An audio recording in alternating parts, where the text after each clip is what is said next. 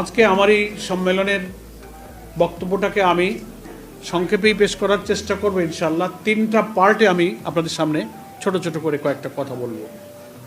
প্রথম আপনাদেরকে জানাবো আমাদের এই সম্মেলনের বা জাতীয় সমাবেশের উদ্দেশ্য সম্পর্কে কিছু কথা বলবো ইনশাআল্লাহ। দ্বিতীয় পর্যায়ে আমাদের এই জাতীয় সমাবেশের ব্যবস্থাপনার ব্যাপারে গৃহীত কিছু পদক্ষেপ ব্যবস্থা ইত্যাদি আপনাদেরকে আমরা অবহিত করব। তৃতীয়ত এ ব্যাপারে দেশবাসী এবং সাংবাদিক বন্ধুদের কাছে আমাদের কিছু আহ্বান আমি পেশ করব তিনটা পার্টে। তো আপনারা ইতিমধ্যেই সবাই জেনেছেন যে এই জাতীয় সমাবেশ দীর্ঘদিন পর, অর্থাৎ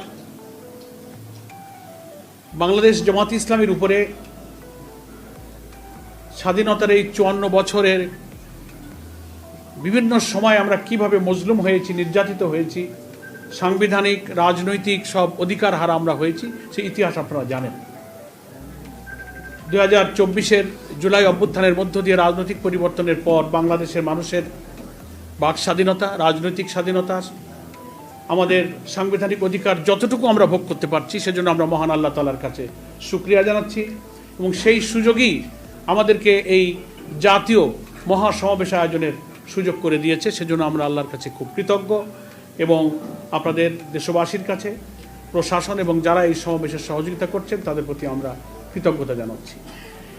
এই জাতীয় সমাবেশ ঐতিহাসিক সোহরাওয়ার্দী উদ্যানে ইনশাআল্লাহ অনুষ্ঠিত হবে। সমাবেশে সভাপতিত্ব করবেন আমাদের প্রিয় আমিরে জামাত, বাংলাদেশের নতুন বাংলাদেশ গড়ার স্বপ্ন সারথি, কোটি কোটি মানুষের প্রিয় নেতা, যিনি বাংলাদেশের রাজধানী থেকে শহরে, নগরে, গ্রামে, বন্দরে যেখানেই তিনি ছুটছেন, সফর করছেন, জন্য দেখার জন্য সেখানে ছুটে আসছেন, আমাদের সেই প্রিয় নেতা ডক্টর শফিকুর রহমান, তিনি সভাপতিত্ব করবেন। এবং এই জাতীয় সমাবেশে দেশপ্রেমিক সকল রাজনৈতিক শক্তি, ইসলামী শক্তিকে আমরা আমন্ত্রণ জানিয়েছি এবং এই জাতীয় সমাবেশে আমাদের জাতীয় নেতৃবৃন্দ ইনশাআল্লাহ বক্তব্য রাখবেন।